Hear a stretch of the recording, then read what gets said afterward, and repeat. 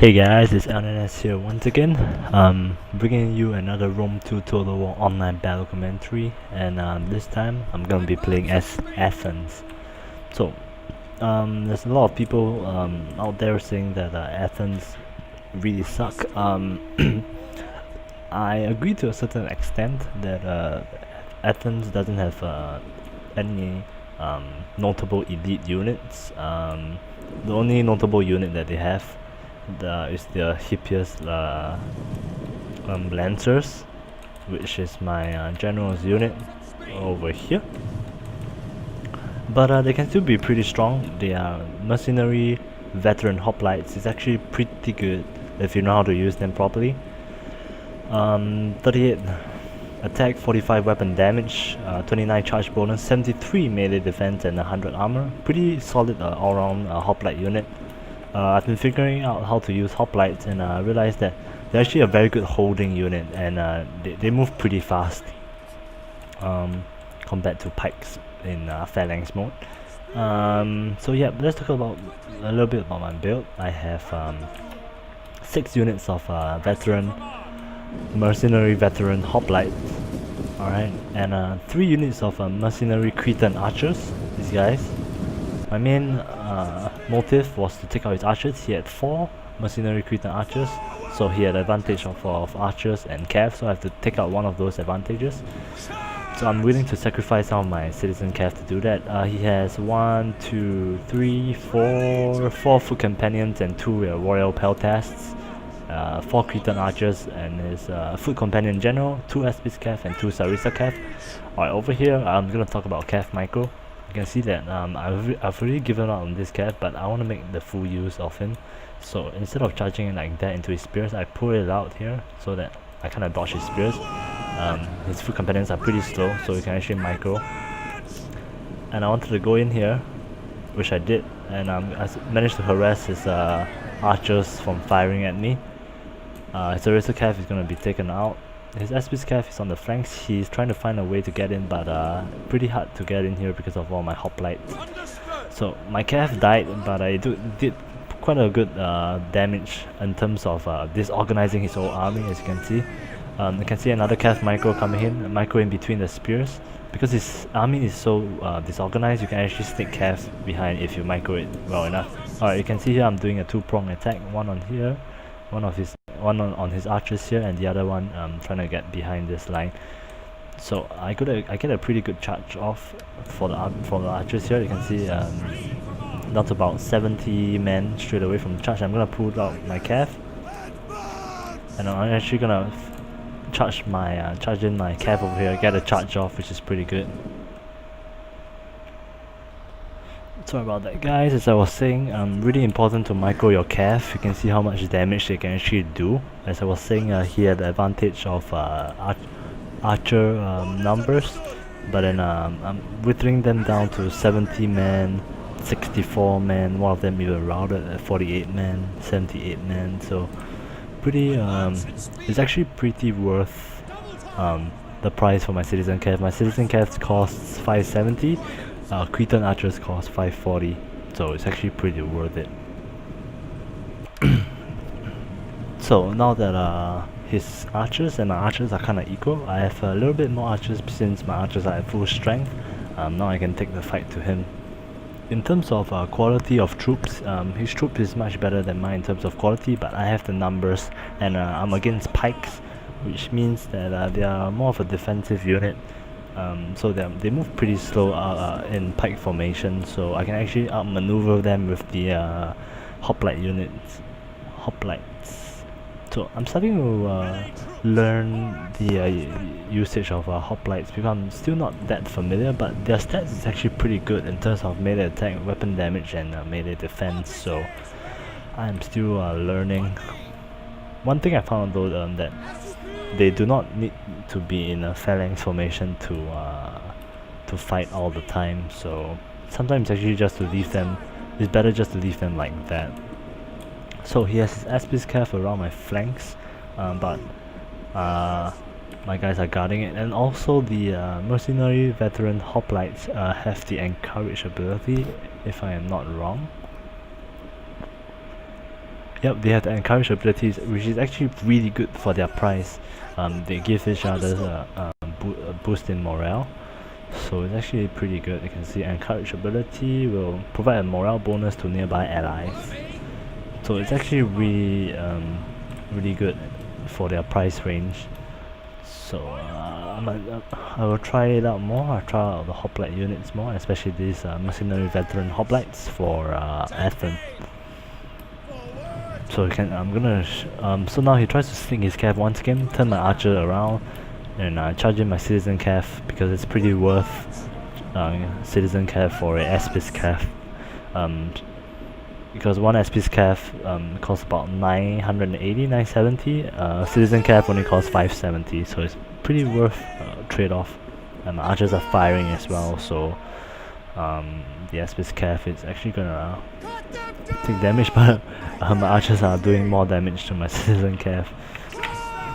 That was just to hold him down for my general to come in with the charge, as well as for the mercenary veteran hoplites to come in to help out. See that little close up. Replay system, at least for this replay, seems to be alright, which is why I'm showing you this kind of more classic battle commentaries. But I have a few live recordings I did, so hope you guys enjoy those as well. And really thank you all for watching my videos, especially the Rome 2 videos. I really appreciate it. Really appreciate the comments, and also as well as the ratings. Yeah, so tell me what you guys think, what nation faction you guys want to see, and also check out the build spotlight video series that I'll be making. The first episode was Issany. I've also live recorded footage of that build, so you guys are in for a treat. So over here, very important to focus fire your archers on one unit. So he has 4 archers, but you can see some of them are firing at my sword, some of them are firing this, some of them are firing, but all 3 of mine are firing at this unit, which is now down to 40 men in one volley. Alright, second volley incoming. We shall see how... Alright, second volley incoming, 40 men. Volley number 2. Down to about 30 men, so about 10 men down per volley, which is actually really powerful. And the reason why I'm focusing on his archers is because I need my archers to take out to weaken his pike units, so that my mercenary hoplites have a chance, because these guys are really tough. So one of the archers units is about to be gone, and once again I'm trying to sacrifice my citizen cav to take out one of the Cretan archers. So I just sack my charge my cav straight into the archer line to prevent them from firing. This guy will have 65 kills and increasing 73 kills. So now I'm free to fire on his foot companions. You guys will see how fast they fall. Volley number 2.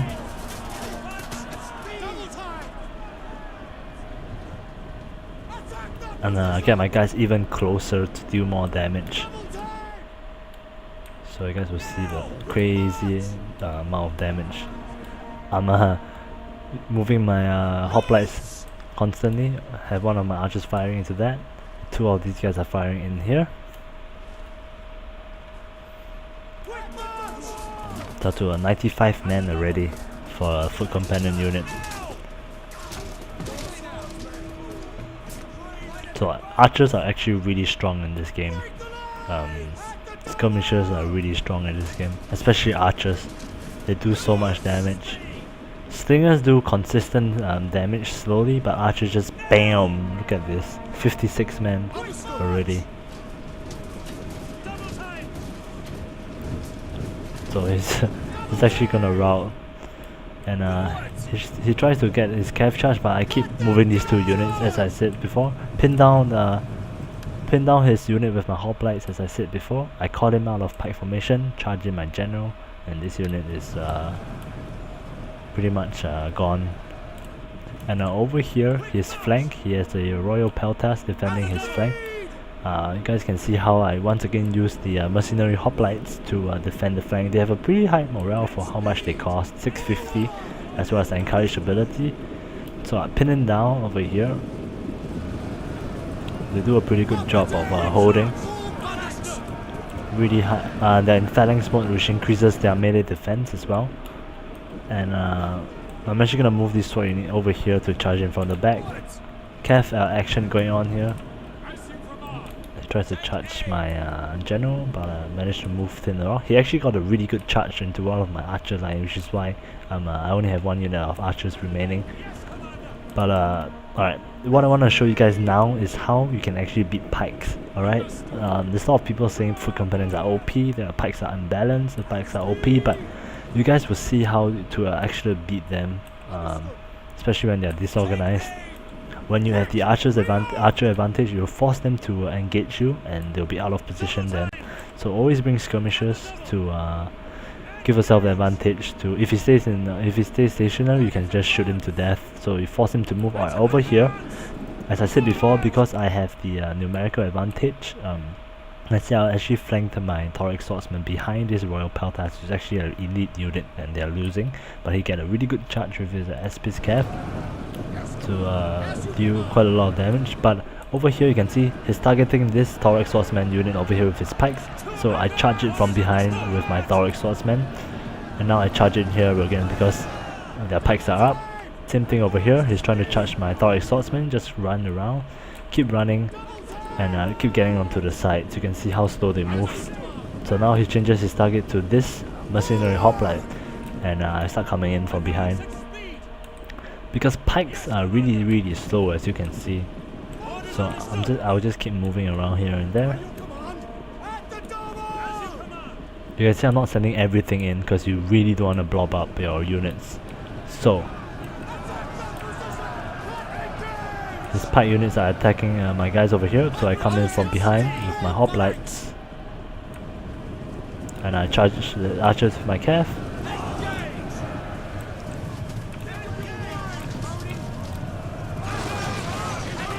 Dealing quite a lot of damage, preventing him from firing. My Cretan archers I ran out of ammo, gonna charge them in. And here comes the charge from the back. As I said before, use the hoplites to hold.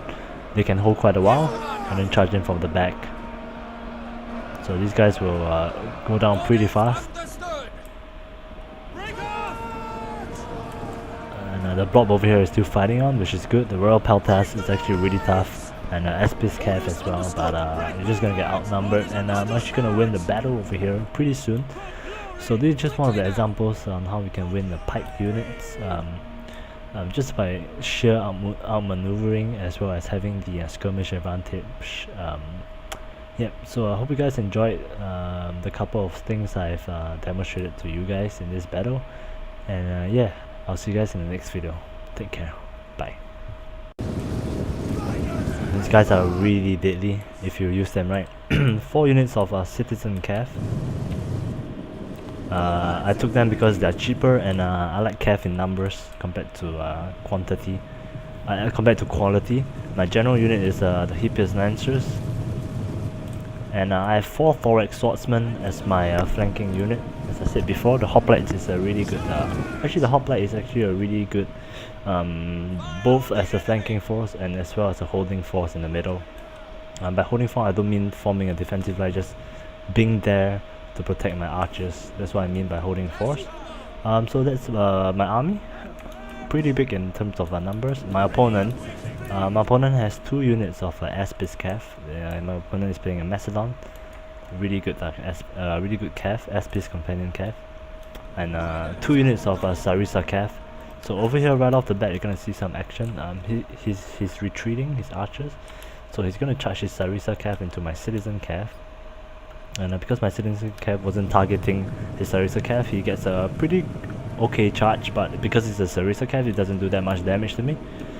And over here, I think he didn't micro that well. He tried to go for my archers, but my hoplite, he slams right into my hoplite line. So this guy's gonna go out really soon. So my main